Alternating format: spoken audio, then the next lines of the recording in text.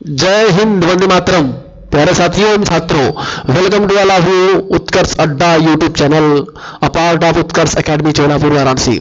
साथियों एवं प्यारे छात्रों, जो ये रेलवे ग्रुप डी और एनटी का प्रीवियस ईयर के पेपर चलाने का जो सीरीज चल रहा है, उसी क्रम में आगे बढ़ते हुए हमने जो है कि अगला जो है कि यहाँ पे आपके सामने अगला सेट नहीं बल्कि पिछला जो सेट था जो कंप्लीट नहीं हुआ था, जिसमें हम लोगों ने 50 तक देखा था, और वो पेपर आज हम पूरा सॉल्व करेंगे 51 से लेकर के 100 तक। और ये आपको पता है कि प्लेटफॉर्म का जो वॉल्यूम 4 है ग्रुप डी का, उसको मैं सॉल्व करवा रहा हूं आपकी डिमांड पर। तो चलिए सीधे आते हैं अपनी वीडियो पर, टाइम बिना गवाए। देखिए कोरा 51 वाले क्वेश्चन में कह रहा है, अच्छा ये किस तारीख का क्वेश्चन पेपर था? 2018 का, वो भी दे सकते हैं 15 नवंबर 2018 का पेपर ये, और ये सेकंड शिफ्ट का है, ठीक है। तो इसमें कह रहा है क्वेश्चन में कि नेट्रियम निम्न में से किसका लैटिन नाम है? नेट्रियम, ठीक है। नेट्रियम जो कि पूछ रहा है कि किसका इसमें से लैटिन नाम है। तो इसमें जो है कि जो नेट्रियम है, देखिए नाम से लग रहा है कि नाइट्रोजन का होना चाहिए, लेकिन नाइट्रोजन हब्बा नहीं है, तो नाम से ऐसा नहीं कि जो लग रहा है वही मार देंगे, ठीक है। ये सोडियम जो है ना, हाँ थोड़ा सा इसमें से आप देखिए यम यम सब में दिया है, तो उसके चक्कर में आप जो कि डाउट मत होइएगा।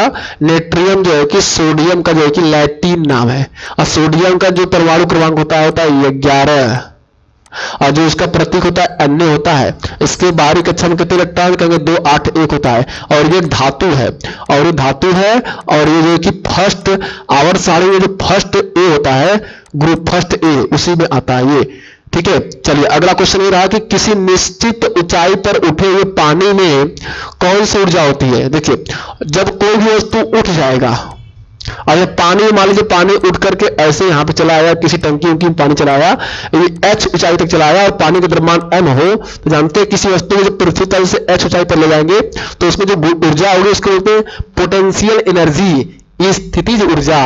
कौन सी ऊर्जा भाई? स्थितिज ऊर्जा। और इसका फार्मूला होता है P पोटेंशियल एनर्जी फार्मूला होता है U बराबर mgh। m द्रव्यमान है, g गुरुत्वीय त्वरण है, और h क्या है? तो यह ऊंचाई है, कितना ऊंचाई तक इस पानी को लेके जाया गया। तो देखिए इसका राइट आंसर हो जाएगा क्या? बी। और गतिज ऊर्जा का मतलब कोई पिंड है, मान लीजिए m द्रव्यमान का, और v वेग से गति कर रहा है, तो गति के कारण उत्पन्न ऊर्जा होती है, इससे बोलते हैं गतिज ऊर्जा। फार्मूला होता है हाफ mv²। विद्युतीय, तो विद्युतीय ये तो विद्युत वाले में आ जाएगा। रासायनिक ऊर्जा ये तो किसी पदार्थ के अंदर होता है, ठीक है। तो इसका राइट आंसर होगा कि किसी निश्चित ऊंचाई पर उठे पानी में स्थितिज ऊर्जा होती है। अगला क्वेश्चन ये है 53 कि 1 केजी गुणे 1 मीटर पर सेकंड स्क्वायर को क्या कहा जाता है?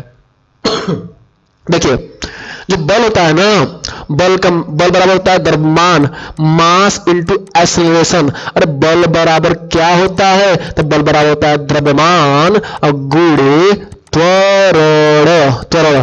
तो बल का मात्रक क्या होगा? तो कहेंगे द्रव्यमान का मात्रक किग्रा और त्वरण का मात्रक मीटर प्रति सेकेंड स्क्वायर। यही ट्रिपल ले आएंगे तो किग्रा मीटर सेकेंड की पावर -2। तो ये किसका मात्रक है? बल का मात्रक है, और इसी को बोलते हैं 1 न्यूटन। क्या बोलते हैं? 1 न्यूटन। बल का मात्रक न्यूटन, 1 न्यूटन बराबर होता है 1 किग्रा मीटर पर second square. This is the right answer. इस क्वेश्चन का राइट आंसर ए होगा, 1 न्यूटन। नेक्स्ट क्वेश्चन आपके सामने स्क्रीन पर ये रहा, रीजनिंग से। कहां से? रीजनिंग से, तर्क शक्ति से। उपरोक्त आकृति में समांतर चतुर्भुजों की संख्या का निर्धारण करना है। तो कैसे निर्धारण करेंगे भैया? समांतर चतुर्भुज, इसको पूरा काउंट करना पड़ेगा। कैसे काउंट करेंगे? टोटल कंप्लीट काउंट करना है। तो इसके लिए क्या करना है कि नंबर ऑफ जो लाइन है उसको काउंट कर लीजिए। 1 लाइन, 2 लाइन, 3 लाइन। समांतर लाइन जो ऐसे है, ऐसे ऐसे, पहला लाइन, ये दूसरा, ये तीसरा, और ये जो लाइन है चौथा है। तो इसके लिए क्या है? फार्मूला टाइप का है क्या? mc2 into nc2। m मतलब क्या हो गया कि ये ऐसे ऐसे जो लाइन है खड़े खड़े वर्टिकल, उसको फिर उसके बाद जो बेरे हुए लाइन है उसको लेंगे हम क्षैतिज लाइन। तो इसकी संख्या हो गई 1 2 3 4, m बराबर 4। और जो n होगा वो क्या होगा? ऐसे बेरे हुए लाइन 1 2 माने 1, और ये वाला 2, और ये वाला कितना? 3। तो उठा कर दीजिए, तो m की वैल्यू 4 और n की वैल्यू कितना? 3। जब इसको सॉल्व करेंगे ना, तो इसका मैं फार्मूला निकाल दे रहा हूं आपको याद रखने में। तो m -1/2 into n n minus 1/2 होता है। आप ये वाला फार्मूला याद रखिएगा, बस कुछ नहीं करना है। और इसको भी फार्मूला के रूप में याद करने की जरूरत नहीं है, कुछ नहीं करना है। मतलब जितना भी ये लाइन मिला है ऐसे ऐसे 4 ठो मिला है ना, तो 4 लिखिए, 4 से 1 कम करिए 3 और उसका आधा कर दीजिए, फिर गुणे में, फिर जो ऐसे बेड़े में लाइन है तो वैसे 3 ठो मिला है, ठीक है, 1 2 3 3 लाइन मिला ऐसे, हाँ, तो 3 लाइन अगर मिला है ऐसे ऐसे, तो क्या करेंगे आप कि मतलब 3 यहाँ पे रखेंगे, 3 से 1 कम करेंगे 2, उसका आधा कर देंगे। मतलब खड़े खड़े लाइन का जो संख्या है उतना गुणे उससे कम बटे 2, और जो बेड़े में लाइन है उतना गुणे उससे कम बटे 2, और इसका पूरा गुणा कर लेंगे। तो देखिए कितना आ गया, 3 गुना 6 6 3 18, तो 18 तो इसमें समांतर चतुर्भुज बनेगा। B is the right answer. 1 minute और देख लीजिए, यहाँ पे ये जो सी लिखा है ना, ये फार्मूला कहां से निकल के आया, तो मैथमेटिक्स में जो आप पढ़ते हैं परम्यूटेशन कॉम्बिनेशन, क्या भाई, परम्यूटेशन कॉम्बिनेशन, क्रमचय क्रमचय और संचय, वहां से मैं ये फार्मूला निकाला हूं, ठीक है। ये जब मैथ में पढ़ाता तो आपको बहुत अच्छे से बताता, बट यहाँ पे आपका इतने से काम बन जाएगा, ठीक, इस फार्मूले पर रख के आप काम कर लेंगे, ठीक है। तो चलिए आगे बढ़ते हैं। तो इसका राइट आंसर क्या हो जाएगा, बी। नेक्स्ट क्वेश्चन आपके सामने रहा, 15वें वित्त आयोग का अध्यक्ष कौन है। 15वें वित्त आयोग का अध्यक्ष डी, ये हो जाएगा एनके सिंह, ये थे, ठीक है। तो आपको इस तरीके से करंट अफेयर जो है तैयार करके जाना पड़ेगा। नेक्स्ट क्वेश्चन आपके सामने ये रहा, 56 वाला करा, किसी मिश्र धातु में 2.5 ग्राम तांबा और 3.2/3 ग्राम निकिल है। मिश्र धातु में तांबे और निकिल का अनुपात क्या होगा। तो कुछ नहीं करना है, इसको चेंज कर देना, 2 दूना 4 5 5/2 संबंध ये तो हो गया तांबा, और निकलवा का निकालेंगे कितना हो, 3 3 9 2 11/2, तो 3 3 9 2 11/3 हो जाएगा। तो इसको एलसीएम लेंगे, 2 और 3 का 6 आएगा, तो इसमें 6 से गुणा कर दीजिए, और 6 से होने गुणा कर दीजिए, और 2 3 6 और 3 5 15 संबंध है, 3 दूना के 6 और 11 दूना के 22, तो 15 संबंध 22, मतलब D is the right answer. अगला क्वेश्चन देखिए, पाई चार्ट से क्वेश्चन उठा के दिया है, निम्नलिखित पाई चार्ट 2017 में विभिन्न मोबाइल कंपनियों द्वारा की गई कुल बिक्री को दर्शाता है ना।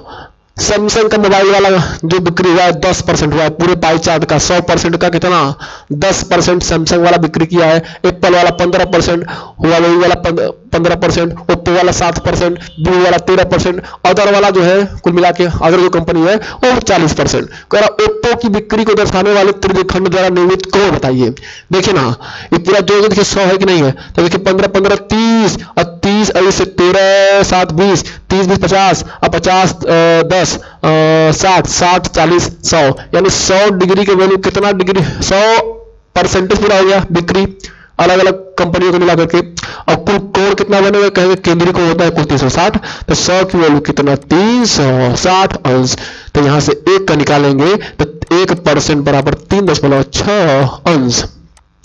अगर ओप्पो वाला जो है त्रिज्यखंड, देखिए ये ओप्पो वाला, ये है ओप्पो वाला त्रिज्यखंड, ये है, और कितना बना है कोण, यहाँ पे कहेंगे 7% की वैल्यू निकाल दीजिए, तो 7 का निकालेंगे तो 7% बराबर कितना हो जाएगा, अरे 7 6 42 के 2, कौन के लास्ट में 2, तो कहेंगे सी के लास्ट में, अर्थात इसको सॉल्व करेंगे तो 25.2 आ जाएगा, तो 25.2 डिग्री राइट आंसर। अगला क्वेश्चन, हाँ, जोड़ने घटाने की बात कर दिया है, तो जोड़ना घटाना है इसको, तो एक काम करिएगा, पहले आप इसको सिंपल भिन्न में चेंज कर लीजिए। कहेंगे देखिए 6 3 18 और 18 + 5 23, ठीक है, और 6 3 18 18 5 23 23 बटे कितना हो जाएगा 6, और प्लस अगला वाला कितना हो जाएगा 2 3 दूना 6 1 7 बटे 3, अगला 4 9 कम 9 4 13 13/9, अगला है -11/12। लंबा चौड़ा एलसीएम आएगा भैया, ले लीजिए कितना एलसीएम आएगा, वैसे 60 आता, 60 का 3 कर लेंगे कितना हो जाएगा 120 एलसीएम आएगा, ठीक है। करिए साल इसको, ले भैया खूब गुआ भाग करवाएगा अपने से, तो करवाएगा तो करना ही पड़ेगा।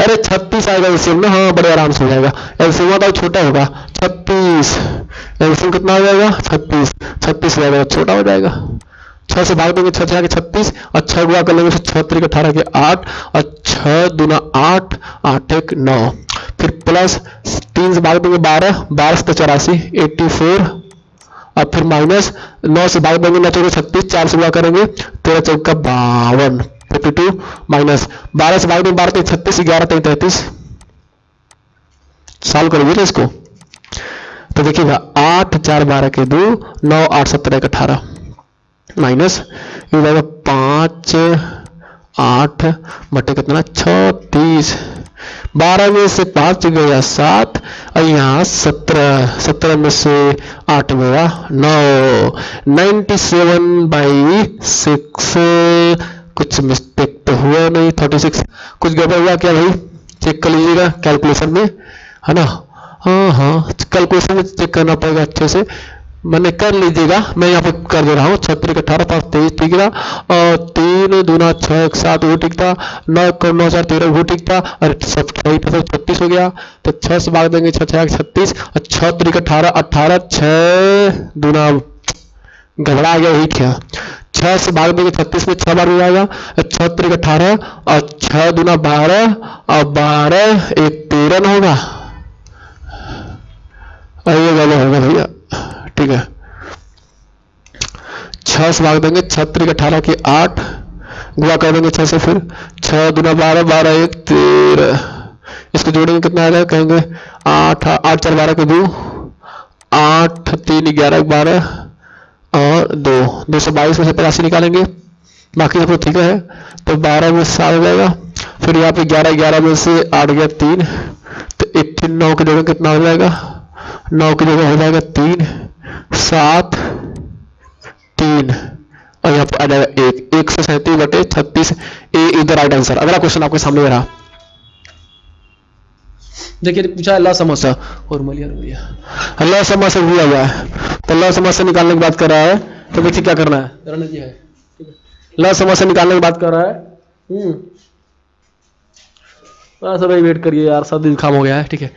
देखिए यहाँ पे भैया कह रहा है कि इसका म से निकालिए, तो म से कैसे निकालेंगे, नीचे वहां देखिए ना, भिन्नों का म से बराबर अंशों का म से बटे हरों का लस, देखिए इसको 17 याद होगा, ये को 17 याद होगा, ये को 17 याद देगा, तो प्लेइंग के 17 याद देगा, तो 17 वो की सबसे बड़ी संख्या है जो ऊपर वाले काटेगा 17, और नीचे वहां भिन्नों का म से बराबर होता है अंशों का म से बटे हरों का लस, तो नीचे वाले का लस लीजिए और ऊपर वाले का म से लीजिए,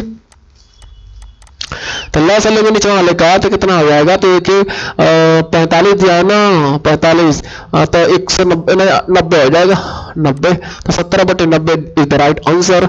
भिन्नों का लस से बराबर क्या होता है, अंशों का लस बटे हरों का मस, अब भिन्नों का मस पूछेगा तो ऊपर वाले का मस बटे नीचे वाले का लस। चलो अगला क्वेश्चन ये रहा, देखा कितना लंबा चौड़ा दिया हुआ है, क्या कह रहा है कि सुहाग ने 3:33 पर और वो पीएम का मतलब क्या समझा कि 12 बजे के बाद वाला, दोपहर के बाद वाला पर अपनी यात्रा प्रारंभ की और इतना बजे जो है कि शाम को अपने गंतव्य स्थान पर पहुंच गया। पराग ने वही यात्रा सुहाग से 46 मिनट इतना सेकंड बाद आरंभ की और वह उसी गंतव्य स्थान पर इतना सेकंड के बाद, सुहाग से इतना मिनट इतना सेकंड के बाद पहुंचा। पराग को अपनी यात्रा को पूरा करने में कितना समय लगेगा, तो देखिए ना ध्यान से, यहाँ पे ये देखने में जितना लंबा उतना छोटा, ठीक है। तो देखिए पराग ने वही यात्रा सुहाग से इतना मिनट बाद आरंभ किया, तो इसमें जो दिए उतना मिनट बाद, तो देखिए 3:35 और 34 में जोड़ना है 46 मिनट और क सेकंड, तो क 27 सेकंड जोड़िए, 7 4 11 के 1 और 3 2 5 1 6 ले, ठीक है कोई दिक्कत नहीं, 6 3 9 और 4 3 7 और 3 यानी 3 बजकर कितना मिनट, 3 बजकर कितना मिनट कहेंगे 79 मिनट और 61 सेकंड, तो 61 सेकंड का मतलब 1 मिनट, इसको चेंज करेंगे तो 1 मिनट 1 सेकंड, तो 1 मिनट आके इसमें जुड़ जाएगा तो ये हो जाएगा 80 और 80 मिनट मतलब 1 घंटा 20 मिनट, तो इसमें से 1 घंटा शिफ्ट हो जाएगा इसमें, तो हो जाएगा 4:20 मिनट 1 सेकंड। क्लियर है, तो इस टाइम पे जो है कि पराग निकलेगा। अब पराग इस टाइम पर निकलेगा, पहुंचा किस टाइम पर, तो कहे सुहाग इस टाइम पर पहुंचा है, तो सुहाग से पराग जो है कि इतना टाइम बाद पहुंचा है, तो उसको इसमें जोड़ दीजिए 5 43 45 सेकंड पे जोड़ना है कितना 38.16 जोड़ दीजिए ना इसको। देखिए तो 6 5 11 के 1, 4 1 5 1 6, ये 61, कोई दिक्कत नहीं। 6 5 11, 4 1 5 1 6, ठीक है। 3 8 11 के भाई 3 8 11 कितना होता है 1, 4 7 7 हो जाएगा, 7 1 8 हो जाएगा, और यहाँ पे कितना 5। अब देखिए ध्यान से, इसका इस 61 सेकंड है, तो 61 सेकंड का मतलब कितना मिनट, 1 मिनट 1 सेकंड, तो इतना से 1 मिनट शिफ्ट करेंगे इसमें तो हो जाएगा 82 मिनट। अब 82 मिनट का मतलब 1 घंटा 20 मिनट, 1 घंटा 22 मिनट, तो 1 घंटा 22 मिनट मतलब 1 घंटा निकाल के इसमें फेंक देंगे तो हो जाएगा 6 घंटा 22 मिनट और इतना से 1 सेकंड। तो ए टाइम पे पहुंचा, ए टाइम पे निकला था पराग और इस टाइम पे पहुंचा, तो कितना टाइम जो है कि लगा उसको जाने में, तो घटा दीजिए। अरे 6 बजे पहुंचा, 4 बजे निकला था, 6 बजे पहुंचा, तो कितना हो जाएगा, घटाते हैं ना, तो उसे यहाँ घटा देंगे। देखिए 0 0 18 2 18 कितना 2, तो यानी 2 घंटा 2 मिनट लगा था, 2 घंटा 2 मिनट। अरे इज द राइट आंसर। अगला क्वेश्चन आपके सामने स्क्रीन पर ये रहा, प्रेमदासा क्रिकेट ग्राउंड किस देश में स्थित है।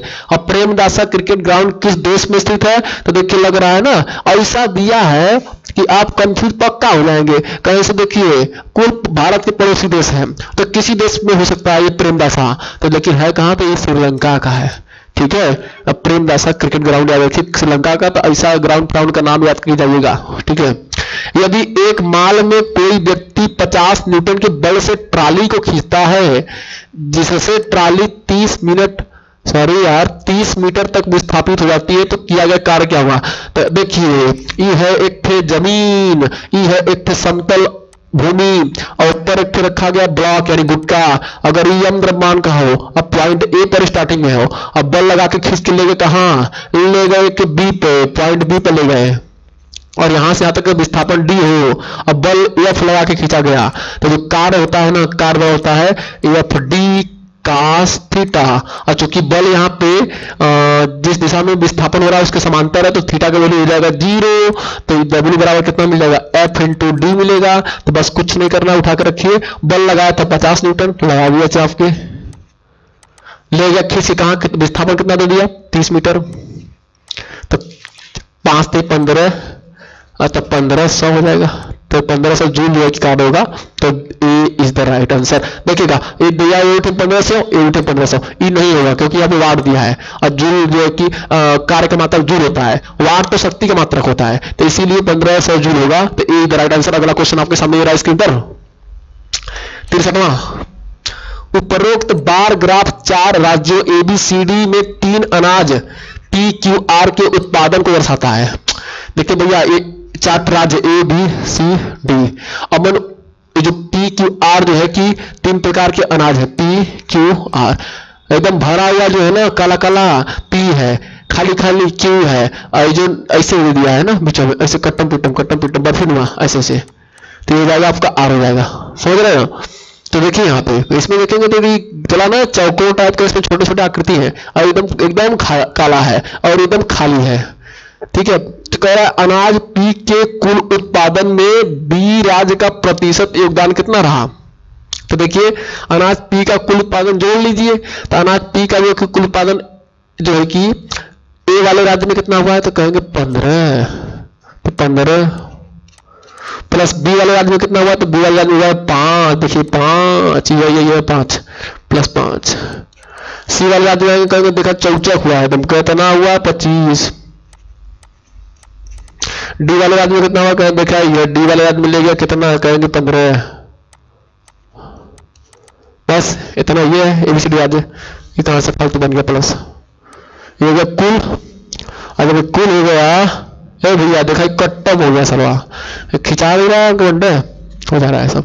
तो देखिए यहाँ पे ये हो गया कुल हो गया, तो इसका मतलब हो गया कुल हो गया, तो इसका मतलब क्या हो गया, इसका मतलब हो गया ये कुल तो नीचे, और उत्तर किसका लेना है, राज्य माने अनाज पी के उत्पादन में बी राज्य का ले रहा है, तो बी राज्य का कितना है, तो कहेंगे बी राज्य में तो बस खाली 5 हुआ है, तो 5 ऊपर रख लेंगे। अब परसेंटेज बताना है तो गुणे 100, तो जोड़ लीजिए ना 15 15 30, अब 25 प्लस 5 30 30 30 60, तो 5/60 और गुणे 100, तो काटेंगे तो 12×5 होता है, 5 एकम 5 12, तो 8 सही 1/3 हो जाएगा। कट्टम पिटम कर लेंगे, 8 सही 3 और वो के साल करेंगे तो 8.33 जाएगा, इतना परसेंट हो जाएगा। तो मतलब B is the right answer. अगला सवाल ये रहा कि 20 किग्रा द्रव्यमान की किसी वस्तु पर 80 न्यूटन का बल लगाने पर उसमें उत्पन्न त्वरण क्या होगा। देखिए कितना बेवकूफ बना रहा है, सिंपल से क्वेश्चन देकर बल बराबर द्रव्यमान गुणे त्वरण, ये ना होता है। बचपन से पढ़ते पढ़ते बहुत ही आ गया। तो बल का वैल्यू कितना दिया 80 न्यूटन ला, और द्रव्यमान का वैल्यू कितना दिया 20 kg, ये ला रख दिया।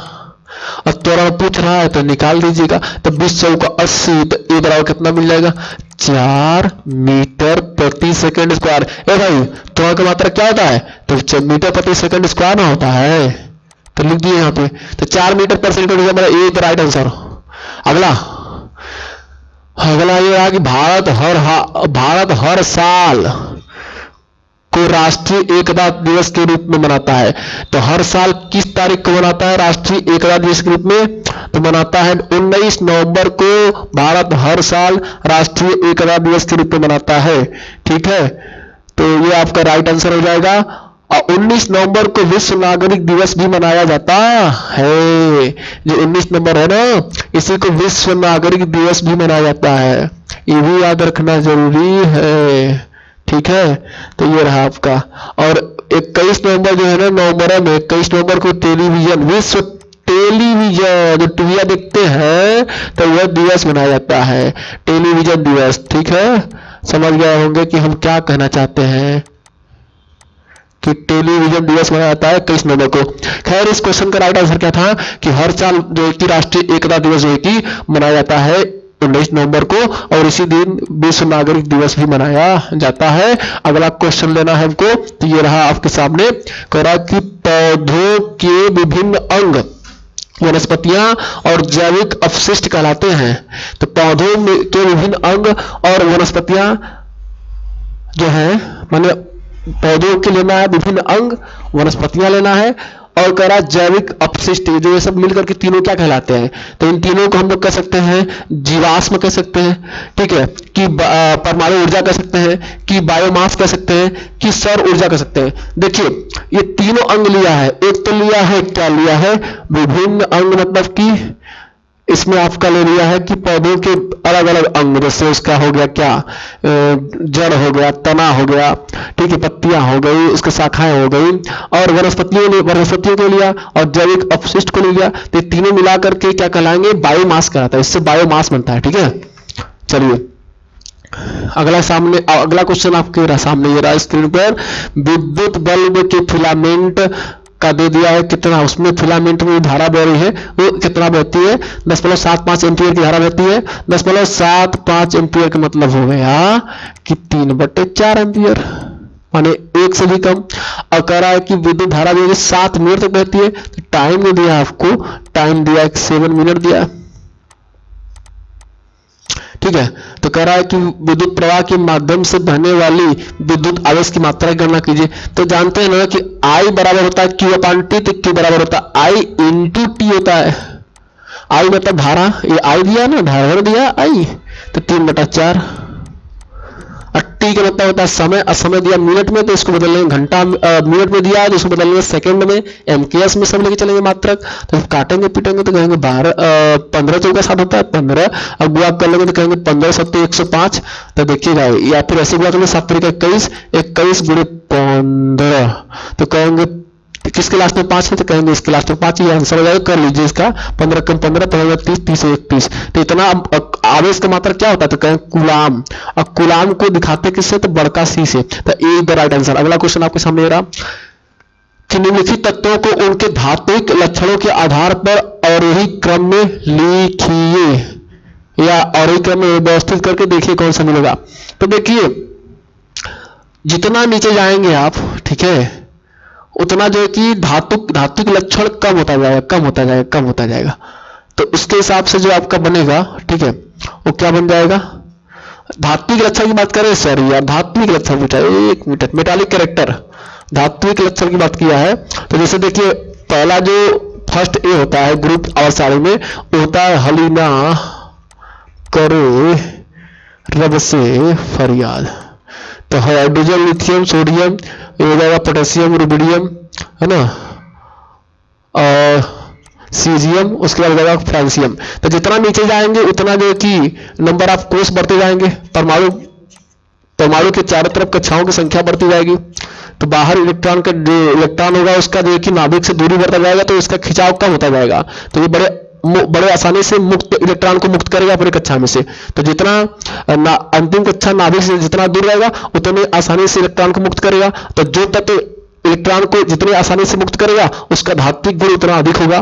तो सबसे नीचे वाले का धात्विक गुण सबसे अधिक होगा और सबसे ऊपर वाले का कम होगा। तो इसमें देख लीजिए कि क्या दिया है। तो उसके हिसाब से जो कि आंसर आपका बनेगा वो क्या बनेगा, वो बनेगा ग्रुप में जाएंगे तो धात्विक लक्षण नीचे से ऊपर या ऊपर से नीचे जाने पर, ग्रुप में यानी वर्ग में जब जाएंगे ऊपर से नीचे तो धात्विक लक्षण जो है कि बढ़ता है। और यही जब आपको उल्टा कह दे कि आवर्त में जाएंगे ऐसे, ठीक है, तो उस समय जो कि धात्विक लक्षण क्या होता है, घटता है। तो इसका मतलब कि अगर सोडियम लेते हैं, मैग्नीशियम लेते हैं, एल्युमिनियम लेते हैं, सिलिकॉन लेते हैं, फास्फोरस लेते हैं, इस तरीके से, तो इस तरीके से इसको जब आवर्त में जाएंगे तो इसमें जो है कि आपका सोडियम का सबसे अधिक होगा और जितना आगे बढ़ेंगे उतना कम होता जाएगा। तो बी ये जो ए है उसका राइट आंसर हो जाएगा। ठीक है, अगला क्वेश्चन आपके सामने ये रहा, कौन सा विकल्प चित्र प्रश्न के समदृश्य है। तो देखिए ना यहाँ पे मोड़ दिया है ना, तो इसके समदृश्य की बात किया है। तो समदृश्य मतलब इसके जैसा होना चाहिए। ठीक है, तो स्टार है, ठीक है, उसके सामने है। तो डी जो है कि देखिए मैच कर रहा है, ये जो कोने में मुड़ा हुआ है तो इसके सामने स्टार है, यहाँ भी इसके सामने स्टार है। तो डी किसमें गया, सी में, इसका राइट आंसर हो जाएगा। अगला क्वेश्चन कह रहा है कि 2018 में किस राजनीतिक दल ने त्रिपुरा विधानसभा चुनाव में जीत हासिल की।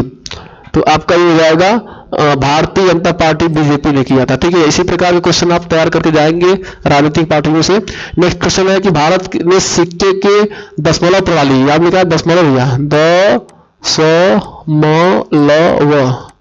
प्रणाली। तो कह रहा है भारत ने सिक्के के दशमलव प्रणाली को कब बदला। तो भारत में सिक्के के दशमलव प्रणाली को 1957 में बदला, अप्रैल 1957 में, इसको भी याद रखेंगे। अगला क्वेश्चन आपके सामने स्क्रीन पर ये रहा, यदि कहां गया, यदि x माइनस 2 दो समीकरणों X square plus P X plus Q, X square plus P X plus Q तथा X square plus M X plus N का सामान्य गुणनखंड है, यानी दोनों में कॉमन है, यानी कॉमन गुणनखंड है, तो कह रहा है कि इसका वैल्यू क्या होगा। तो देखिए अगर ये इसका भी गुणनखंड है और इसका भी गुणनखंड है तो यहां से इसको जीरो करेंगे, जीरो करके बराबर यहां से x का मान निकालेंगे, x बराबर आएगा 2 और ये 2 उठा के इसमें रखेंगे तो इसको संतुष्ट करेगा, यानी इसकी वैल्यू को जीरो करेगा। तो 2 जब रखेंगे x square plus P X plus Q में जब x बराबर 2 रखेंगे तो ये हो जाएगा कितना, तो ये हो जाएगा आपका रखने पर हो जाएगा आपका 2 का स्क्वायर 4 प्लस 2 रखेंगे तो 2p अब प्लस क्यू हो जाएगा। उसी प्रकार इधर रखेंगे इसमें तो ये हो जाएगा 2 का स्क्वायर 4 अब प्लस हो जाएगा 2m अब प्लस n हो जाएगा। इसको एक तरफ करके आप सवाल को सॉल्व कर सकते हैं। 4 से 4 खत्म हो गया। अब आपसे पूछा क्या है, आपसे पूछा है कि यहाँ से Q लिखा है, यहाँ पे N लिखा है, तो Q माइनस N की बात करना चाहता है। तो Q माइनस N का मतलब है कि ये चीज यहाँ पर आएगा, ये वाला आएगा उठ के घर, तो Q माइनस N हो जाएगा बराबर। जब ये उठ के घर जाएगा तो इसमें से 2 कॉमन हो जाएगा तो M माइनस P हो जाएगा। तो आपसे पूछा है कि Q माइनस हो जाएगा, तरह से देखने में अजीब लग रहा है तो इसको हटा दीजिए यहाँ से और अच्छे से लिख दीजिए। कैसे, जब ये Q इधर जाएगा तो इधर से N आएगा तो Q माइनस N हो जाएगा। तो Q माइनस N बटे में जब इसको लाएंगे तो M माइनस P हो जाएगा। अब बराबर में कितना हो जाएगा, ये जब नीचे आएगा तो यहाँ 2 हो जाएगा, यानी 2/1 यानी 2 हो जाएगा। तो 2 इज द राइट आंसर यानी ए। अगला क्वेश्चन आपके सामने स्क्रीन पर ये रहा कि निम्नलिखित में से कौन सी घटना, कौन सी लिखा है, घटना लिखा है, घटना गुरुत्वाकर्षण बल का परिमाण नहीं है। वर्षा का होना और बर्फ का गिरना, ये गुरुत्वाकर्षण लिखा हुआ है, थोड़ा सा क्वेश्चन ठीक नहीं आया है। ठीक है, अब देखो यहाँ पे क्या है कि क्वेश्चन को ध्यान से पढ़ना है कि निम्न में से कौन सी घटना गुरुत्वाकर्षण बल का परिणाम यानी परिणाम नहीं है। तो कह रहा है वर्षा का होना और बर्फ का गिरना। तो वर्षा का होना और बर्फ का गिरना में जो कि गुरुत्वाकर्षण बल लगता हुआ है, ठीक है, वो यहाँ पे उसका जो कि ये होता है उसका असर होता है। कह रहा है कि ग्रहों लिखना चाहिए, यहाँ पे ग्राही लिख दिया है, ग्रहों के चारों ओर उपग्रहों की गति, तो यहाँ पर भी गुरुत्वाकर्षण बल होता है। सागर में ज्वार, ये भी गुरुत्वाकर्षण बल का प्रभाव है। तो ये बी द राइट आंसर हो जाएगा इसका, ठीक है। तो इसका आंसर हो जाएगा B is the right answer, यानी हो जाएगा जो कि सभी हो जाएगा इसमें। लेकिन यहाँ पे एक ऑप्शन जो कह रहा है कि वर्षा का होना, अच्छा ये कह रहा है कि कौन है, तो अगर कहता कौन है तो ये भी हो जाता आपका, ये भी हो जाता। लेकिन यहाँ पे एक शब्द में ध्यान से पढ़ना, कह रहा नहीं है, कौन कह रहा है। तो ये देखिए ध्यान से पढ़िए, पहला ऑप्शन कह रहा है कि वर्षा का होना और बर्फ का गिरना। तो वर्षा का होना और बर्फ का गिरना ये गुरुत्वाकर्षण बल का उदाहरण नहीं है। गुरुत्वाकर्षण बल का मतलब ये होता है कि एक पिंड या दूसरी पिंड को अपनी तरफ खींचता है, तो इसके आकर्षण बोलते हैं गुरुत्वाकर्षण। जैसे पृथ्वी यह है, पृथ्वी के ऊपर मतलब यहाँ पे हम लोग कोई वस्तु फेंकते हैं ऊपर, तो ये पृथ्वी इस पर बल लगा के अपने केंद्र की तरफ खींचती है, या हम ही लोग इस पर खड़े हैं तो हम लोगों को भी खींचती है पृथ्वी केंद्र की तरफ बल लगा के, तो होता है गुरुत्वाकर्षण बल से खींचती है। बट यहाँ पे वर्षा का होना और बर्फ का गिरना ये जो है कि गुरुत्वाकर्षण का परिणाम नहीं है, बाकी ये दोनों है, ठीक है। तो ये तब मारते हम लोग जब ये भी हो जाता उसका। तो यहाँ पे जो है कि ये तो है नहीं पहला वाला, तो ये हमारा आंसर हो जाएगा।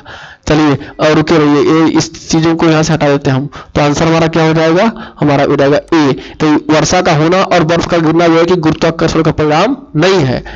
नेक्स्ट क्वेश्चन आपको सामने स्क्रीन पर ये रहा कि एक समद्विबाहु दिया है। सम माने समान, द्वि माने दो, बाहु माने भुजा। समद्विबाहु त्रिभुज का मतलब एक ऐसा त्रिभुज जिसकी दो भुजाएं आपस में क्या होती है, बराबर होती है। माने ये वाला भुजा इसके बराबर हो गया, तो इसके सामने कोण भी बराबर हो जाएंगे। तो कह रहा है कि दो समान कोण तीसरे कोण मैंने कह रहा है कि एक समद्विबाहु त्रिभुज के दो समान कोण तीसरे कोण के मान के दो गुणे हैं। अच्छा ये वाला जो कोण है, ये कोण आपस में बराबर होगा, भुजाएं बराबर, तो आमने सामने कोण बराबर, तो ये वाला कोण, ये जो तीसरा कोण यहाँ पर है, सपोज यहाँ पे कोण फाई है, तो इस ये जो समान कोण है, जो समान कोण इसमें से एक कोण अगर उठाएंगे तो इसका वैल्यू क्या होगा, इसके दोगुने के बराबर होगा। यानी जो थीटा है वो दोगुने के बराबर किसके, फाई के। और सभी कोणों का योगफल कितना होता है, तो कहें सभी कोणों का योगफल होता है कितना, तो कहें होता है 180। त्रिभुज के सभी कोणों का योगफल, तो यहां से हम निकाल सकते हैं थीटा थीटा 2 थीटा और फाई को रहने देंगे बराबर 180। अगर बात करें फाई का तो थीटा का, तो यहाँ से थीटा की वैल्यू रखेंगे कितना, 2 फाई, तो 2 फाई रखेंगे तो पहले ही से 4 फाई हो जाएगा। 4 फाई प्लस फाई बराबर 180, तो 5 फाई बराबर कितना, 180। 5 फाई बराबर 180, तो 5 से काट देंगे तो फाई बराबर कितना मिल जाएगा, यानी 5 से काटेंगे 5 3 15, 5 से 36 36 डिग्री। तो इसमें क्वेश्चन में बोला है कि उस त्रिभुज के तीनों कोणों का माप ज्ञात कीजिए। तो पहला हो जाएगा 36, बाकी दोनों 72 72, बाकी दोनों इसका थीटा जो होगा, थीटा बराबर होगा दो ठो 72 72, इसका दोगुना, तो 36 72 72, 36 72 72 मतलब पहला ऑप्शन करेक्ट है। अगला क्वेश्चन आपके सामने स्क्रीन पर ये रहा कि निम्न में से कौन समूह में भिन्न है, इसमें से कौन भिन्न है, ठीक है। इसमें कह रहा है कि इसमें है कि कौन डिफरेंट है, भिन्न छाटना, आपको डिफरेंट छाटना, भिन्न। तो रोटी, चावल, अनाज, गेहूं, तो ये जो है ना चावल गेहूं, सॉरी चावल गेहूं, ये सब जो है ये आपके फसल हो गए, ठीक है, और ये अनाज की कैटेगरी में आते हैं। और रोटी, तो रोटी आपका जो है कि हाँ ये देखिए दो फंसाने वाला मिल गया आपको, एक रोटी एक अनाज, इसी में सोचना है। चावल गेहूं तो क्या है, अनाज ही है, रोटी भी क्या है आपका अनाज के ही अंतर्गत आएगा, तो इसलिए अनाज यहाँ पे ये सब रोटी चावल गेहूं सब अनाज के अंतर्गत, जो हम खाते पीते हैं, जो हम खाद्य सामग्री लेते हैं वो अनाज होता है। तो अनाज ये सब है, तो ये रोटी चावल गेहूं सब अनाज है, तो अनाज के अंतर्गत आ जाएंगे, तो अनाज सब में डिफरेंट हो जाएगा, तो सी जो है कि जाएगा बी में। तो सी जब जाएगा बी में तो इसके हिसाब से हम लोग जो है कि देखेंगे, ठीक है। यहां पर ये हो जाएगा आपका आंसर जो है कि बी, ठीक। यहाँ पे कंफ्यूज करने के लिए दो शब्द आपके पास सामने है, जो कंफ्यूज करेगा वो क्या हो जाएगा, रोटी और अनाज। ठीक है, समझ रहे हैं? थोड़ा सा कंफ्यूजियस है, फिर से क्या विचार करके देखिए जरा कि वास्तव में रोटी होगा कि अनाज होगा। अनाज शब्द किसके लिए इस्तेमाल किया जाता है? गेहूं, चावल, ज्वार, बाजरा, ये सब तो अनाज ही है ना। अच्छा सुनिए, अब इन सबको कोई भी अनाज हो, चाहे चावल हो, चाहे गेहूं हो, चाहे ज्वार हो, चाहे बाजरा हो, उनसे ही हम रोटी तैयार करते हैं, तो उन्हीं से रोटी तैयार किया जाता है। अनाज में बहुत सारे आ जाएंगे, गेहूं, चावल, बाजरा, इन सब की रोटी बनती है। चावल की भी रोटी खाए होंगे, जिसको बोलते हैं चौरी पिसा कर रोटी खाना। ठीक है, जिसका बनता है आपका वो बनता है ना, उल्टा कहते हैं यार, ठीक है, हमारी तरफ तो इसको वही तो एक रोटी होता है। तो मतलब कहने का मतलब कि यहाँ पे आपका गेहूं, चावल और जो अनाज है सब एक ही कैटेगरी में आएगा और इनसे तैयार होता है रोटी। ये सटीक होगा मेरे हिसाब से, पहला वाला नहीं होगा। मैंने पहला जो दिया था आंसर वो नहीं होगा, यानी अनाज में होकर के आंसर होना चाहिए क्या, तो आंसर होना चाहिए रोटी। तो रोटी आंसर अगर होगा तो ये जाएगा ऑप्शन, किस ऑप्शन में जाएगा, तो ऑप्शन में जाएगा आपके, वो जाएगा डी वाले में। चलिए अगला क्वेश्चन लेते हैं। कह रहा है कि कथन निष्कर्ष से क्वेश्चन दिया है। कह रहा है कुछ दोस्त, देखिए यहाँ पे थोड़ा सा देखने में अजीब लग रहा है। कुछ दोस्त जो गए, यहाँ पे बोल दीजिए भाई क्या है, बहनें हैं। ये देखिए यहाँ पे सब जो लिखा है ना, बहनें लिखा है। एक क्वेश्चन में पीडीएफ में थोड़ा सा मिस्टेक हो गया है, और कुछ सभी बहनें यहाँ लिखा है, बहनें लिखा है। ये मैं यहाँ पर लिख रहा हूँ बहनें, और यहाँ पर लिख रहा हूँ चचेरी, हाँ चचेरी बहनें हैं। ठीक है, तो ये आपको समझना पड़ेगा। यहाँ पे मैं सबका ना क्या करता हूँ कि आपके सामने इधर लिख देता हूँ फिर से। कुछ दोस्त बहनें हैं, आगे लिखा है सभी बहनें चचेरी बहनें हैं। आगे बस यही दो है। अब निष्कर्ष में करा कुछ दोस्त चचेरी बहनें हैं, कुछ दोस्त चचेरी बहनें हैं। ये आपका क्या है, तो ये आपका है निष्कर्ष, पहला निष्कर्ष। दूसरा कहा कि सभी बहनें दोस्त हैं, सभी बहनें दोस्त हैं। आइए इसको पढ़ते हैं। तो देखिए यहाँ पे, तो यहाँ पे हम लोग इसको समझते हैं। तो कह रहा है कुछ दोस्त बहनें हैं, तो देखिए ये आपका दोस्त, और इसमें से कुछ लोग बना लिए बहनें हो गई। और कह रहा है कि सभी बहनें चचेरी बहनें हैं, तो जितनी भी बहनें हैं वो चचेरी बहनें हैं। तो ये चचेरी बहनों के अंदर आ जाएगा, ये चचेरी के लिए ग्राफ हो गया। तो सभी बहनें चचेरी के अंदर आएंगी, तो सभी बहनें चचेरी बहनें हो जाएंगी। अब कह रहा है कि आगे इसमें देखेंगे आप निष्कर्ष में, कह रहा है कुछ दोस्त चचेरी बहनें हैं। तो देखिए क्योंकि दोस्त का कुछ पोर्शन बहन में है, तो वही पोर्शन चचेरी में चला जाएगा, तो इसलिए देखिए कुछ दोस्त चचेरी बहनें हो जाएंगी, ये करेक्ट हो जाएगा आपका। अगला सभी बहनें दोस्त हैं, सभी बहनें जो है कि दोस्त कहां से होंगी, नहीं ये कंफर्म नहीं, ये नहीं है, क्योंकि इस घेरे में बहनें नहीं है। तो बस खाली पहला करेक्ट है आपका। तो पहला करेक्ट है, तो किसमें गया, डी वाले में। केवल निष्कर्ष एक तरह संगत है। अगला ऑप्शन, अगला क्वेश्चन आपके सामने रहा कि अंडे देने वाले प्राणी क्या कहलाते हैं, तो अंडज प्राणी कहलाएंगे। नेक्स्ट क्वेश्चन आपके सामने रहा कि 50वीं WWE चैंपियनशिप का खिताब जीतने वाले भारत के पहले कुश्तीबाज कौन है, तो ये हो जाएंगे युवराज सिंह। क्या लिखा भाई, युवराज सिंह ढेसी लिखा हुआ है। देखिए यहाँ पे थोड़ा सा नाम पे जाइएगा, ढेसी। युवराज सिंह क्रिकेटर वाले नहीं भैया, ये है हमारे कुश्तीबाज है, ठीक है, माने ये रेसलर है। तो ये 50वीं WWE आया था चैंपियनशिप का खिताब जीतने वाले भारत के पहले कुश्तीबाज कौन थे, तो युवराज सिंह ढेसी थे। ठीक है, अगला क्वेश्चन आपके सामने रहा कि चित्रों में असंबद्ध की पहचान करें, और जो डिफरेंट है उसकी पहचान करना है। तो देखिए ये है आपका, इसको बोलते हैं क्या, इसको बोलते हैं आपको, इसको बोलते हैं सिग्मा, सिग्मा बोलते हैं इसको, इसको बोलते हैं रो, रो का चिन्ह है, एरो का चिन्ह, रहो रहो, और ये डेल्टा है, लेकिन ये पी है। तो ये सब ग्रीक अक्षर है, यहां से लेके यहां तक जो है आपके सामने ना, ये ग्रीक संकेत है, ग्रीक अक्षर है, लेकिन ये इंग्लिश का अक्षर है। ठीक है, तो पी द डिफरेंट, पी किस में जाएगा, पी डी में है तो डी किस में गया, तो डी गया आपका ए में, तो ए द राइट आंसर। अगला, उस विकल्प का चयन करें जिसका तीसरे शब्द से वही संबंध है जैसा कि दूसरे शब्द का पहले से है। तो इस विकल्प का चयन करना है ना, कि जैसे पहला दूसरे से जिस प्रकार मैच कर रहा है उसी प्रकार यहां पर भी कौन मैच करेगा। तो कह रहा साइकिल, तो हैंडल बार लिखा है, तो साइकिल में क्या होता है कि हैंडल बार लगा हो। तो कार में क्या होता है, तो कार में होता है ब्रेक होता है, कि टायर होता है, कि स्टीयरिंग व्हील होता है, कि एक्सीलरेटर होता है। तो देखिए साइकिल को चलाते हुए आप हैंडल पकड़ते हैं, तो कार को चलाते हुए क्या पकड़ते हैं, तो कहेंगे स्टीयरिंग व्हील पकड़ते हैं। तो सी द राइट आंसर। अगला क्वेश्चन है कि प्रकृति में निम्न तत्वों में से कौन सा तत्व कभी भी मुक्त तत्व के रूप में नहीं पाया जाता है। तो सोना, और कह रहा कि प्लेटिनम, फिर कह रहा चांदी, फिर कह रहा सोडियम। सोडियम जो होता है ना मुक्त अवस्था में नहीं पाया जाता है। सोडियम को हमेशा जो है कि मिट्टी के तेल में, केरोसिन के तेल में रखते हैं इसको, क्योंकि ये इतना ज्वलनशील होता है कि थोड़ा सा भी अगर ये वायु के संपर्क में आएगा तो इसमें आग लग जाएगी। तो इसीलिए इसको केरोसिन में डुबा के रखते हैं, किसको, सोडियम को। तो सोडियम की प्रकृति मुक्त अवस्था में नहीं पाया जाता है। नेक्स्ट क्वेश्चन आपको सामने ये रहा कि ऑल इंडिया रेडियो AIR की स्थापना कब हुई थी।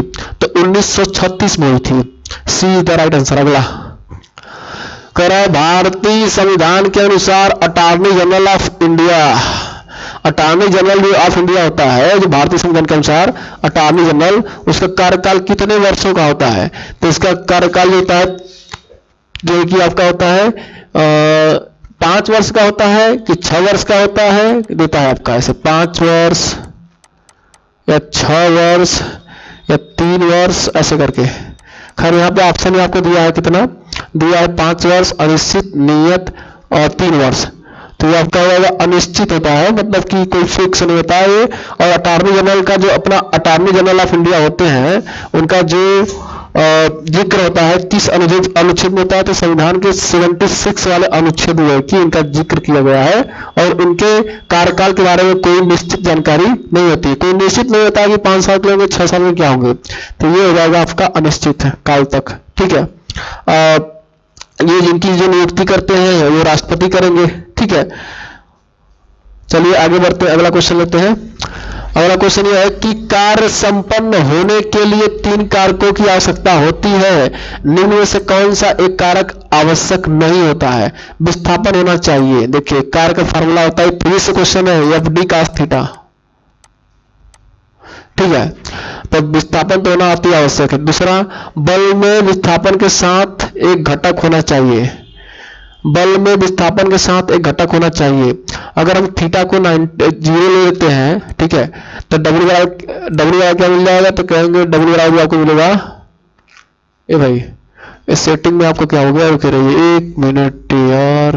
हाँ ठीक है, इसको हम मिटा देते हैं, फालतू का गया। चलिए लिखते हैं, तो W बराबर होता है FD cos थीटा। तो अगर थीटा को 0 डिग्री ले लेंगे तो W बराबर मिल जाएगा FD। मतलब कहने का मतलब है कि बल में विस्थापन के साथ एक अन्य घटक होना चाहिए। अगर ये ना रहे, मतलब थीटा को 0 कर दे तो भी तुम्हारा कार्य निकल जाएगा। तो मतलब थीटा का होना अति आवश्यक नहीं है, बल प्रयुक्त होना चाहिए। हाँ भाई, अगर बल न प्रयोग करेंगे तो विस्थापन नहीं होगा, तो कहां से कार्य होगा। बल वस्तु की विपरीत दिशा में होना चाहिए। देखिए ये तो थीटा तो मान लीजिए रहेगा ही, और थीटा को 0 करिए चाहे 90 करिए तो रहेगा ही। बट यहां पर देखिए इससे भी खराब ऑप्शन यह है कि बल वस्तु की विपरीत दिशा में होना चाहिए। कोई जरूरी नहीं कि बल वस्तु की विपरीत दिशा में हो, उसके दिशा में रहेगा तो भी कार्य होगा। तो जो इसका डी वाला आंसर होगा वो राइट होगा। ठीक है, तो आपका D is the right answer होगा, तो डी को सही मारेंगे।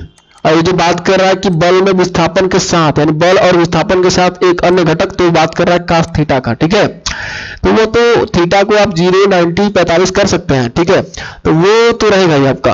बट यहाँ पे जो कह रहा है कि बल वस्तु की विपरीत दिशा में होना चाहिए, तो ये बिल्कुल जरूरी नहीं है। क्योंकि अगर बल वस्तु की विपरीत दिशा में हो गया, मान लीजिए आपका एक गुटका रखा हुआ समतल पे, ठीक है, आप ले जाना चाहते हैं इस वस्तु को इधर, अब बल लगा रहे हैं इधर, तो बीच का जो एंगल हो जाएगा विस्थापन बल लगाएंगे इधर और ऊपर दिशा में लगाएंगे, तो इसका मतलब है कि 180 डिग्री एंगल हो जाएगा। तो ये कुछ बन नहीं पाएगा ढंग से आपका, ठीक है। कहने का मतलब कि विस्थापन अलग दिशा में हो जाएगा, तो ये ठीक नहीं है। तो ये आपका D is the right answer इसका हो जाएगा कि बल वस्तु की विरुद्ध दिशा में होना चाहिए, यही जो है कि आवश्यक नहीं है, ठीक है। अगला क्वेश्चन आपके सामने स्क्रीन पर ये रहा कि यदि किसी चतुर्भुज के सभी चारों कोण बराबर हो तो चतुर्भुज के प्रत्येक कोण का मान कितना होगा। सभी कोण को बराबर करना है, जोड़ करके कुल होता है 360, और सभी को बराबर करना है तो 4 कोण होता है, 4 से भाग देंगे 90 डिग्री, तो प्रत्येक कोण हो जाएगा 90 डिग्री। अगला क्वेश्चन आपके सामने ये रहा कि दो धनात्मक संख्याओं के समांतर माध्य और गुणोत्तर माध्य का योग उन संख्याओं के अंतर के बराबर है। देखिए मान लीजिए दो संख्याएं a और b है, तो इसका समांतर माध्य कितना हुआ, तो कहेंगे a प्लस b बटे 2। और गुणोत्तर माध्य कितना हुआ, तो गुणोत्तर माध्य है कोणीय में ab, तो कोणीय में ab क्या है, तो कहेंगे गुणोत्तर माध्य है। और a प्लस बी वाई क्या है, a प्लस बी वाई 2 क्या है, समांतर माध्य है। तो कह रहा है कि जो इनका संख्याओं का अंतर के बराबर है, माने जो समांतर माध्य है, जो गुणोत्तर माध्य है, a प्लस बी बाई 2 और कोणीय में ab, इन दोनों का योग जो है, समांतर माध्य और गुणोत्तर माध्य का योग क्या है, उनके अंतर के बराबर है, a माइनस बी के बराबर है। तो इसको आप सॉल्व करेंगे तो कहेंगे कि जो कि ये हो जाएगा आपका a प्लस बी प्लस 2 कोणीय में ab बटे 2 बराबर हो जाएगा a माइनस बी। इसे सॉल्व करेंगे तो हो जाएगा आपका कोणीय में a माइनस कोणीय में b का होल स्क्वायर बराबर 2 a माइनस बी हो जाएगा। ये आपसे पूछ रहा है, ठीक है। नहीं तो आप क्या करिए कि ना थोड़ा सा दिमाग लगा लीजिए, यहाँ से इतना 3-5 मत करिए, इसको बस खाली जनरली ऐसे सॉल्व कर दीजिए, कुछ नहीं करना है, बहुत आसान हो जाएगा आपका। ये कि करना है आपको कि यहाँ से क्या करिए कि ये 2 से गुणा कर दिए, तीसरे 2 से गुणा कर देंगे इसका, तो इसको इधर लिखिए, तो a प्लस बी प्लस 2 कोणीय में ab बराबर 2a और माइनस 2b। तो a को एक तरफ कर देंगे तो हो जाएगा a जाएगा इधर, तो मिल जाएगा a, अब b जाएगा इधर, तो बराबर मिल जाएगा 3b प्लस 2 कोणीय में a b, इस प्रकार से। तो इस प्रकार से हो जाएगा, तो ये आपका जो है कि एक रिलेशन बन जाएगा। तो उन संख्याओं का अनुपात पूछा है, तो इसमें मतलब कि संख्या अगर पहला लेते हैं a और दूसरा लेते हैं b, तो वो उठा के यहाँ पे रख के देखिए कौन किसको संतुष्ट कर रहा है। अगर a को 9 लेंगे तो 9 आना चाहिए, अगर b को रखेंगे 1 तो 1 रखेंगे, तो माने a 9, b को रखेंगे 1 तो क्या हो जाएगा 3 एकम 3। अच्छा b को यहाँ पे रखेंगे, a को रखेंगे 9 और b को रखेंगे कितना 1, तो 9 के वर्ग में कितना हो जाएगा 3 हो जाएगा, 3 दूना 6, 6 3 9, तो a इसका आपका राइट आंसर मिल जाएगा, ठीक है। यानी a बराबर 9 b बराबर 1 संतुष्ट कर रहा है इसको, तो रख के देखेंगे तो ये मिल जाएगा, ठीक है। तो संतुष्ट कर दिया तो आपका राइट आंसर क्या हो जाएगा a ही हो जाएगा। हो जा रहा है नहीं आ रहा है, तो इस प्रकार जो है कि आपका ये बन जाएगा। क्लियर है। तो आप इस प्रकार से क्वेश्चन को कर सकते हैं कि थोड़ा सा यहाँ पे रख करके देख लीजिएगा और ये आपका बन जाएगा। और नहीं तो आप ऑप्शन से डायरेक्ट करना चाहते हैं तो भी हो जाएगा कि पहला संख्या 9 मान लिए, दूसरा 1 मान लिए, 9 के 1 के 9x 1x या सीधे 9 1 मानिए, तो इन दोनों का समांतर मान हो जाएगा 9 प्लस 1 10, 10 बटे 2 कितना हो जाएगा 5।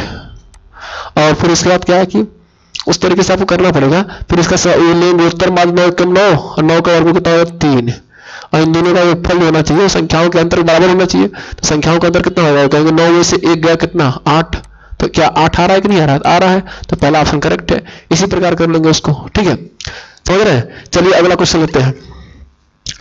कह रहा है कि पट्टी सीमा निम्नलिखित में से किस राज्य सरकार द्वारा शुरू की गई एक सिंचाई परियोजना है। तो पट्टी सीमा जो कि किस राज्य के द्वारा पूछा है, तो ये आपका है डी, यानी आंध्र प्रदेश के द्वारा जो कि ये जो की योजना शुरू की गई थी। अगला क्वेश्चन है कि यदि प्लस का अर्थ है गुणे, तो प्लस को गुणा कर दीजिए, यहाँ पे गुणा कर दीजिए। माइनस का अर्थ है भागे, यहाँ पे भागे कर दीजिए। और गुणे का अर्थ है माइनस, या माइनस कर दीजिए। और कह रहा है कि माइनस का अर्थ और अच्छा ठीक है, और भागे का अर्थ है प्लस, तो यहाँ प्लस कर दीजिए। तो कह रहा है कि इसका मान क्या होगा, कर दिया। अब चलिए करिए आप साल इसको, तो कर देंगे तो आपका एक काम बन जाएगा, ठीक है। तो सॉल्व करिए इसको, तो कहेंगे जो इसका गुणा कर देंगे तो 5 से भाग दे देंगे यहाँ पे, तो हो जाएगा 4 और 37 गुणे हो जाएगा 4 और माइनस कितना हो जाएगा तो कहेंगे हो जाएगा आपका 7 + 4 गुणा कर दीजिए 7 चौक 28 के 4 7 28 के 8 4 3 12 भी 14 और यहाँ हो जाएगा कितना 3 तो 3 जो घटेगा इसमें से तो 145 आ जाएगा 139 में से घट गया 3 145 भागो 2 का नियम लगा देंगे भाई चिन्ह चिन्ह करके भागो 2 लगाएंगे आ जाएगा तो बी द राइट आंसर। अगला क्वेश्चन आपके सामने ये रहा दिए गए प्रश्न को पढ़िए और ये आपका है कि डेटा दिया गया प्रश्न किससे है किस चैप्टर से है तो डाटा इनसफिशिएंसी से है मतलब दिया गया आंकड़ा पर्याप्त है कि नहीं पर्याप्त है तो ये है तो कह रहा है कि R1 R2 R3 R4 में से कौन सी राड सबसे भारी है। प्रश्न ये पूछ रहा है कि 4 प्रकार के राड है उसमें कौन सबसे भारी है तो पहला कह रहा है कि R3 R4 भार में बराबर है कह रहा है जो R3 है वो R4 भार में क्या है बराबर है और R1 से भारी है और ये जो चारों दोनों है ये R1 से क्या है भारी है तो क्या आप इससे बता पाएंगे कि सबसे भारी कौन होगा। इतना तो कंफर्म है कि इन दोनों में दोनों बराबर है और ये जो है कि R1 से भारी है तो इन दोनों में तो पता होना चाहिए कौन भारी कौन नहीं है। अभी आप चलिए इससे हो गया काम आपका ठीक है लेकिन अब जो कि R1 हो गया R3 हो गया R4 हो गया क्या R2 के बारे में इससे कोई जानकारी मिल पा रही है पहले वाले से नहीं मिल पा रही है तो R2 जो है कि R1 से कम भी हो सकता है भार में और R2 जो है कि R1 से ज्यादा भी हो सकता है क्योंकि R2 के बारे में कोई जानकारी मिली ही नहीं है तो केवल पहले से तो उत्तर नहीं मिल पा रहा है। पहले से तो यही मिल पा रहा है कि जो R3 R4 है बराबर है और वो दोनों R1 से भारी है लेकिन R2 के बारे में कुछ कहा ही नहीं गया। ये R2 आपका R1 से भारी भी हो सकता है और R1 से कम भी हो सकता है तो कंफर्म नहीं बता सकते ना कि वास्तव में सबसे भारी कौन होगा। लेकिन आगे देखिए R2 का भार R3 के भार से 2 गुना है तो कह रहा है जो R2 है ना उसका भार जो R3 है इससे क्या है 2 गुना है और R3 R4 बराबर है तो इसका मतलब R2 जो होगा वो R4 से भी कितना होगा 2 गुना होगा ठीक है ना।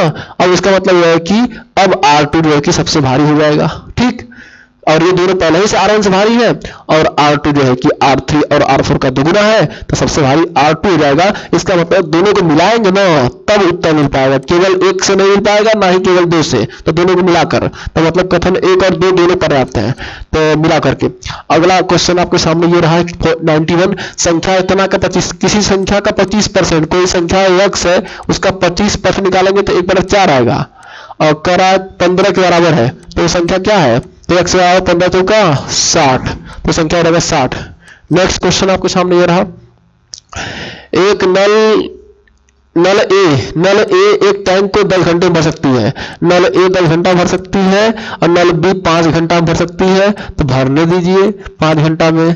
फिर नल सी जो है कि भरे हुए टैंक को खाली कर सकती है कितना घंटा में तो कह रहा 12 घंटा में तो सबका ले लेंगे तो पूरा कार्य ऐसे हो जाएगा 60 सबका एक घंटे का कार्य निकालेंगे तो 10 × 60 और 5 से 12 × 60 और 12 चौक 12 × 60 है तो -5 जाएगा तो 1 घंटा में कितना भरेगा तो ये दोनों मिलकर 12 6 18 भरेंगे 5 खाली कर देगा 13 के दर से भरेगा 12 6 18 18 में से 5 निकल जाएगा कितना है 13 के दर से भरेगा तो करा कि 13 से दर से भरेगा करा कि यदि तीनों नल को एक साथ खोल देंगे तो टंकी कितने घंटे भर जाएगी तो टाइम बराबर होता है वर्क बाय एफिशिएंसी यानी 60 कार्य करना है और हर घंटे में 13 होगा तो कितना घंटा लगेगा 60/13 तो 60/13 मतलब इज द राइट आंसर ठीक है। अगला क्वेश्चन ये रहा कि x y का भाई है चलिए भाई x होगा y का भाई तो ये होगा प्लस जो भाई है वो प्लस होगा तो x है y का भाई तो x का जेंडर क्या हो जाएगा प्लस हो जाएगा और y क्या है पता नहीं इसलिए यहाँ पे जेंडर भी प्लस माइनस लिखे प्लस का मतलब पुरुष और माइनस का मतलब महिला। अब भी y की माँ है भी जो है y की माँ है तो एक पूरी पड़ जाएगी तो माँ है तो महिला माइनस हो गया। यम भी का पति है जो यम है भी का पति है तो प्लस और पति है भी का इसलिए भी के समकक्ष रहेगा भी के सामने रहेगा और कह रहा है कि यम भी के पति की बहन है ले यम जो है ना वो भी का पति नहीं है यम भी के पति की बहन है तो मान लेते हैं कि यम का जो पति है वो कोई है यहाँ पे है ना यहाँ पे कोई है वो यहाँ पे वो कोई है मान लेते हैं कि पति है यहाँ पे और उसकी बहन कौन है यम है तो ये हो जाएगी इस तरीके से। तो यम की बेटी वाई की क्या लगेगी तो यम की बेटी की बात करें तो यम की बेटी यहाँ पे हो जाएगी तो वाई की क्या लगेगी तो वाई की फुफेरी बहन लगेगी ना। सुनिए ध्यान से कि वाई की माँ हो गई है और उसका वाई की माँ भी हो गई भी का पति जो कि वाई का पिता हो जाएगा पिता की बहन बुआ, बुआ की लड़की, यानी बुआ को फुआ भी कहते हैं, फुआ भी कहते हैं, तो फुआ की लड़की फुफेरी बहन, तो फुफेरी बहन, B is the right answer. अगला, B is the right answer. दो बिंदुओं के बीच की दूरी, एक ट्रेन द्वारा जाते समय, दो बिंदुओं के बीच की दूरी कह रहा है, एक ट्रेन द्वारा जाते समय 80 किलोमीटर प्रति घंटा की गति से और वापसी 40 किलोमीटर प्रति घंटा गति से तय की गई। यदि इस यात्रा में कुल जो है कि 6 घंटे का समय लगा हो, तो इन दोनों बिंदुओं के बीच की दूरी, इन दोनों बिंदुओं के बीच की एक तरफ की दूरी कितनी है? जैसे यहां से ट्रेन निकला पॉइंट ए से, अब पॉइंट बी तक गया, डी दूरी। जानते हैं ना औसत चाल क्या होता है? कुल दूरी बटे कुल समय। तो कुल दूरी कितना लगेगा? 2d, आने का जाने का, आने का d, जाने का d, कुल दूरी बटे कुल समय, और कुल समय कितना लगेगा? 6 घंटा। और जब दूरी समान होता है तो औसत चाल क्या होता है? 2v1v2, 2v1v2 बटे v1 प्लस v2 होता है। तो उठा के यहाँ पर भी 2 से 2 खत्म, d बटे 6 बराबर v1 का मतलब कितना हो जाएगा? 80, v2 का मतलब हो जाएगा 40। अब v1 प्लस v2, 80 प्लस 40 कितना हो जाएगा? 120। अब यहाँ से काटेंगे पीटेंगे तो कहेंगे 6 से काटेंगे, और 6 दूना के 12 20, अब 20 दूना 40, 80 दूना कितना है? 160। तो दूरी कितना हो जाएगा? 160 किलोमीटर। तो हो जाएगा सी द राइट आंसर। अगला क्वेश्चन है कि दिए गए क्रम में आगे क्या आएगा? तो देखिए 9 से हो गया संख्या 11, 11 से 15, तो 9 2 11, 11 4 15, 15 प्लस 6 21। पहले 2 बढ़ा, फिर 4 बढ़ा, फिर 6 बढ़ा, अब 8 बढ़ जाएगा। 8 बढ़ जाएगा तो 21 प्लस 8 कितना हो जाएगा? तो 29 हो जाएगा। 29 किसमें है? तो इस वाले में है, तो इस वाले में तो राइट आंसर। नंदन कानन प्राणी उद्यान कहाँ है? तो नंदन कानन प्राणी उद्यान कहाँ है? तो आपका हो जाएगा सेकंड वाले में, ओडिशा में हो जाएगा। तो प्राणी उद्यान भी याद करके आप जाइएगा। अगला क्वेश्चन ये रहा आपके सामने, जनवरी 2018 में खेलो इंडिया का लोगो किसने लॉन्च किया? तो किसने लॉन्च किया? पीटी किसने लॉन्च किया पूछा है ना, तो यह है कर्नल राज्यवर्धन सिंह राठौर ने जो 21 का लॉन्च किया था। इसको याद रखिए, इस प्रकार क्वेश्चन आप तैयार करके जाएंगे करंट अफेयर से। निम्न में से कौन सी तापमान की एसआई इकाई है? एसआई को बोलते हैं एमकेएस पद्धति बोलते हैं, सिस्टम ऑफ इंटरनेशनल यूनिट, ठीक है। मीटर किलोग्राम सेकंड पद्धति को भौतिक विज्ञान में जो कि मात्रकों की अंतरराष्ट्रीय प्रणाली भी कहा जाता है। तो कह रहा है तापमान की इकाई पूछ रहा है, तो केल्विन होती है, तो केल्विन मतलब डी। अगला क्वेश्चन ये रहा आपके सामने कि लुप्त पदों को विकल्पों में चुनकर श्रृंखला को पूरा करें। तो देखिए सी डी एक्स, ये सी एक्स एक दूसरे का उल्टा हो गया, डी डब्ल्यू एक दूसरे का उल्टा हो गया, ठीक है। तो सी के बाद डी, डी के बाद ई आएगा, तो ई का विपरीत क्या होता है? भी होता है, इवनिंग, इवनिंग से याद रखते हैं। ई के बाद क्या आएगा? C D E F, F का होता है फूल या फ्यू होता है, तो ई वी एफ यू आएगा, तो ई वी एफ यू मतलब कौन सा हो जाएगा? B is the right answer. अगला क्वेश्चन, आधुनिक आवर्त सारणी में समूह कितने होते हैं? तो 18 समूह होते हैं, और आवर्त अगर पूछ लेगा तो कितना होता है? आवर्त होता है 7 होता है। आधुनिक आवर्त सारणी खोज किसने किया था? मोजले ने, मोजले ने बनाया था आधुनिक आवर्त सारणी, ठीक है। इसके पहले किसने बनाया था? इसके पहले बनाया था वो क्या नाम था? मेंडलीफ, ठीक है। मेंडलीफ ने जो कि आवर्त सारणी बनाया था, जिसमें जो कि मतलब 7 आवर्त थे और 9 ग्रुप थे, 7 आवर्त और 9 ग्रुप थे किसमें? मेंडलीफ की आवर्त सारणी में, और 63 तत्व थे। लेकिन आधुनिक आवर्त सारणी में जो कि 18 ग्रुप है और 7 आवर्त है। आधुनिक आवर्त सारणी किसने बनाया? तो मोजरे ने, ठीक है। और 18वां जो ग्रुप होता है उसे बोलते हैं शून्य समूह, जिसमें अक्रिय गैसों को रखा गया है। तो चलिए आज की क्लास यहीं पर रखते हैं। अगर वीडियो अच्छा लगा हो तो वीडियो को लाइक, शेयर और सब्सक्राइब करिए, ठीक है। और अगर अच्छा नहीं लगा हो तो डिसलाइक आप अवश्य करें, क्योंकि आपका हक बनता है, ठीक है। तो वीडियो देखने के लिए बहुत बहुत धन्यवाद। Thanks for watching. जय हिंद, वंदे मातरम।